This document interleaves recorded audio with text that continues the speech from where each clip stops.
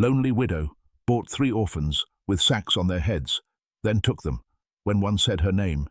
The frost hadn't lifted yet. Morning crept slow across the hills of Cumberland Valley, brushing the ground with brittle white lace. Smoke slithered from chimney tops like old secrets, and the wind moved gentle as breath through the thin, bare trees. Nothing stirred on the gravel path but the boots of a woman walking alone, steady, worn and sure, as if she had nowhere to be but always arrived. Her name was Clara Mae Whitlock, and the town knew her only by whisper. Widow of the stonecutter, woman of the white barn, the one who never speaks at the fair. She hadn't smiled since the war took Jonathan. 12 winters had passed since she'd buried his boots at the edge of their land. She'd let the cows go, sold the mule, and locked the piano he used to play on Sundays. But she came every first Thursday of the month, to the backlot of Wilmore County Hall, where they lined up the broken ones. Not animals or old tools, but children, sold by their kin or claimed by the court. Shivering things in burlap sacks, names withheld, heads covered, dignity preserved, or perhaps erased. No one expected her this time. She wore a long charcoal shawl, frayed at the shoulders, and carried no purse. Only a folded piece of paper with a hand-drawn W inked in blue. It trembled slightly in her fingers as she approached the platform. The auctioneer didn't greet her, only raised his brow. 3 small figures stood in a row, all barefoot, all still, all with coarse sacks over their heads, tied at the neck like something unwanted, something kept quiet. Clara said nothing. She walked up to them, slow, deliberate. The townfolk paused, a few whispering behind knitted gloves and puffed collars. An old man coughed. The tallest of the 3 swayed faintly. A girl, maybe 10. The second was smaller, shoulders sharp as fence posts. The last one, the littlest, didn't move at all, just stood like a stump in the cold, unmoved by the world around her. Clara reached into her coat and handed the auctioneer a coin purse.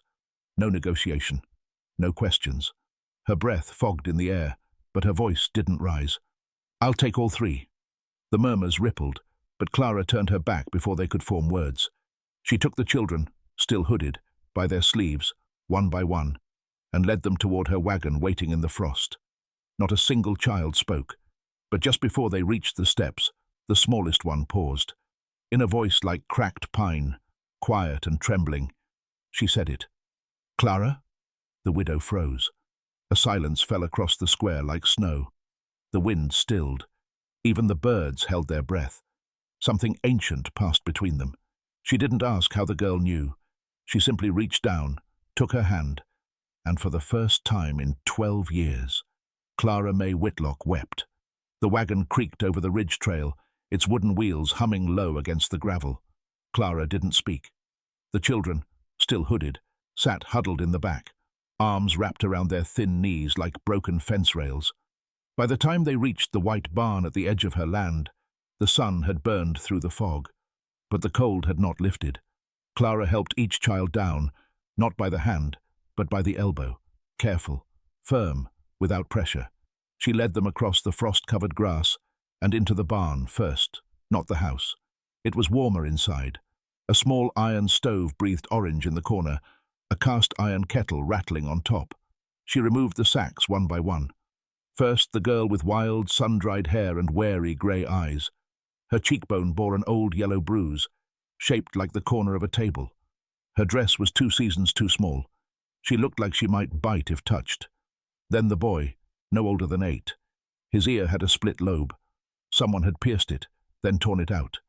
His hands were calloused like a man's. Last, the littlest girl, pale, quiet, eyes like milk tea, too large for her face. She didn't flinch when the sack was removed. She just looked at Clara, not with fear, but something else, like recognition. Clara gave them a single nod and walked to the wooden chest near the stove. She opened it and pulled out 3 thick blankets, folded from the old life. Jonathan's, still holding the scent of cedar and barn hay. She draped each one gently over their shoulders. No words. The children stared at her, not with hope, not yet, but with disbelief. "Sit," Clara said softly. She ladled warm oatmeal into 4 chipped bowls and set them on the bench. She didn't eat, only watched. Slowly they obeyed. Wooden spoons scraped. No one spoke. The silence was sacred, full of listening. When they'd finished, Clara led them, again wordlessly, across the yard to the old house. She opened the door with a long, rusted key and let them inside. There were 2 beds upstairs. She pointed to one for the older 2. The littlest she guided to the corner room, where the rocking chair and faded quilt remained untouched since Jonathan passed. She set her down with no fuss. The girl whispered, "Is this your house?" Clara hesitated, then said, "It was ours. Now it's quieter." That night, Clara slept on the sofa. The children lay upstairs, wide-eyed and unsure. The boy kept one hand under the blanket, fingers gripping a small, rusted harmonica. The older girl stuffed her coat under the pillow, hiding something wrapped in oilcloth. The littlest clutched the blanket like a mother's arm. Outside, the wind howled across the wheat stubs. No one else in town had noticed the 3 children missing from the backlot. No one asked where they'd gone. No papers were signed. Clara had not told a soul. She pulled her shawl tight and stared into the fireplace long after the coals had grayed. She didn't need to know who they were. She only needed them to stay. Days passed without name. The frost stayed long on the ground that winter, and Clara spoke little. But the children stayed, as if their bones knew the shape of this place, even before their hearts allowed it. The boy, who wouldn't give a name, took to stacking firewood in the mornings, silent but precise. He made neat piles near the barn, always looking east when he paused, as if expecting someone to come down the ridge with rope in hand. The older girl watched from shadows, leaning against doorframes with arms crossed. Her name, she said, was June, but it didn't sound like the name she was born with. Her stare was heavy with warning, not against Clara, but for the world outside. And the littlest, she clung closest. Her name was Ellie. She followed Clara like a shadow of silence, her bare feet leaving soft prints on the old wooden floor.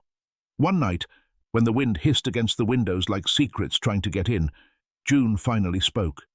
"She's not my sister," she said, chin raised, eyes fixed on the stove's glow. "None of us are related." Clara didn't ask why she said it. "They took us from different counties, different names too. The sacks weren't just to hide our faces, but to make us all the same." Clara stirred the broth in the kettle, slow and quiet. "I remember the wagon," June added. "It smelled like blood and vinegar. They fed us once every 2 days. Sometimes they made us sing if buyers came by early." Silence. "They said if we spoke our names we'd be punished. Said names made us dangerous." She paused. "They were right, in a way." Ellie looked up at Clara, her eyes glassy. "I didn't mean to say yours," she whispered. "It just came out, like I already knew it." Clara knelt beside her. "It saved you," she said. Later that week, a rider came up the trail. He wore a brown coat and a low hat, his boots polished like pride. He didn't knock, just stood by the fence and watched. Clara saw him from the kitchen window and stepped outside. He tipped his hat but didn't smile. "Ma'am, I'm looking for some children, missing property." She didn't flinch. "We don't keep property here. They're not yours. Bought legally by Mr. Hank Weatherby, livestock trader out of Dawson Ridge. One girl ran off with some others. He's looking to reclaim 'em." His voice was smooth, almost civil, but behind it lay something sharp and practiced. Clara looked him over. "You'll find nothing here but winter and work." He nodded, eyes trailing toward the barn. "I'm sure." Then he left, quiet as he came. That night, Clara nailed the barn door shut from the inside. She didn't ask more questions after that, but she noticed the marks more clearly now. The way the boy couldn't sleep unless the stove made noise. The way June flinched at thunder. The way Ellie cried without sound. And in her own quiet way, Clara understood. These children weren't broken. They were stolen, and someone would come looking again. But next time, they would not find them helpless. The valley began to notice, not with words, not yet, but with silence. The kind that lingers too long at the edges of conversation, the kind that grows in doorways and church pews. At the general store, Clara found the shopkeeper avoiding her eyes. When she reached for flour, she found someone had already paid. When she tried to order boots for the boy, the clerk hesitated. "They say you've taken in auction stock," he murmured, without meeting her gaze. She didn't answer, just placed the coins on the counter and walked out. At Sunday service, no one sat beside her. But still, the whispering grew. Down at the far side of the meadow, birds began nesting unusually early. Clara noticed a raven, large, steady, always watching, perched daily atop the barn's gable. It didn't caw. It only stared. And the children began noticing too. "The wind sounds different here," Ellie whispered one morning, pulling her blanket close. "It talks like it knows us." The boy said nothing, but his eyes were sharper now. He'd taken to carving little animals from firewood scraps, left them in windowsills and steps, symbols perhaps, talismans. June, always distant, began waking at dawn and walking barefoot to the frozen edge of the pond behind the barn. She'd stand there, facing east, her arms crossed, lips unmoving, watching, waiting. Then, one evening, a wagon arrived. Not lawmen, not Weatherby's men, church women, 4 of them, bonneted, lips thin as their patience. They stood at Clara's gate with hands folded over their handbags. "You must understand, Mrs. Whitlock," said one, a sharp-nosed woman named Mrs. Callahan. "This is not personal. It's about order." "They're not safe here," said another. "Not for you. Not for the children already lost in this county. Property," the third one added, "does not just vanish. There are records. You're putting your name at risk." Clara said nothing. The wind moved through the dry cornstalks like breath through hollow ribs. "They carry curses, Clara, touched by the sin of others, bought and bred like cattle, and you shelter them." Clara's eyes didn't blink. "They weren't born with sin," she finally said. "They inherited silence." The women stepped back, unsettled. Then one of them pointed to Ellie, who stood in the window clutching a small wooden bird the boy had carved. "She's the one who said your name," the woman whispered. "How would she have known it, Clara? How?" Clara's throat tightened, not with fear, but knowing. "She didn't know it," she said, voice low. "She remembered it." That night something changed. The raven at the gable cried for the first time, a long, deep echo into the valley's hollow. The trees seemed to lean inward. A fox circled the barn without stepping closer. Even the moon refused to rise until long past midnight. The world was watching, not with judgment, with memory, as if it too were waiting for Clara's decision, and she had already made it. They would not be returned, not because they were hers, but because someone, somewhere, had to choose mercy and hold it, even when the whole valley looked on. The barn was quiet that night. Snow had begun to fall, not heavy, just slow, like ash from some distant fire long extinguished.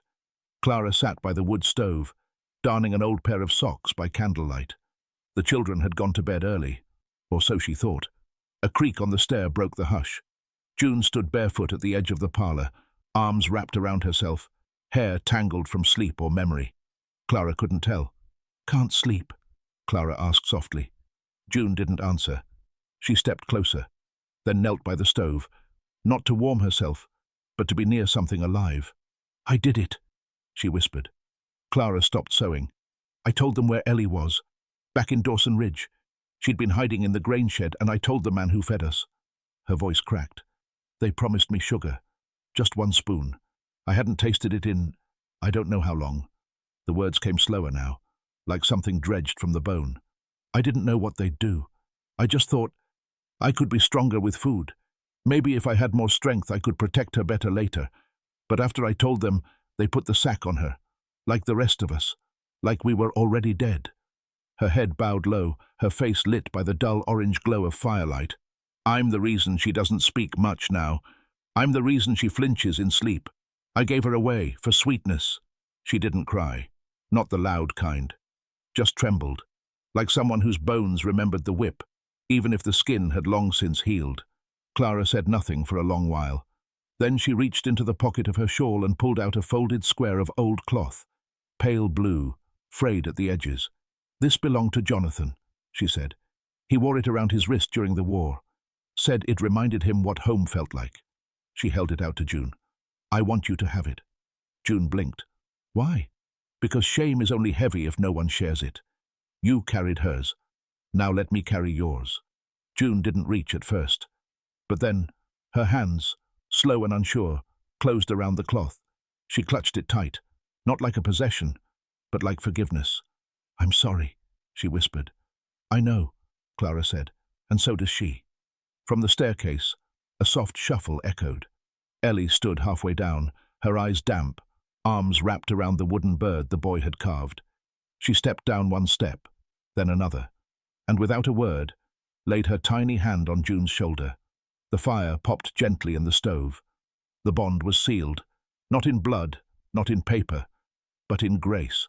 By early spring, the land began to breathe again. Patches of green pierced the snow like promises. The cowslow stirred with buds.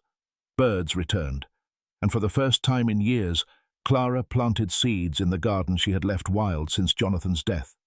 The children had changed too. The boy, now called Theo, laughed sometimes. His harmonica, long silent, sang again in broken melodies while he stacked kindling.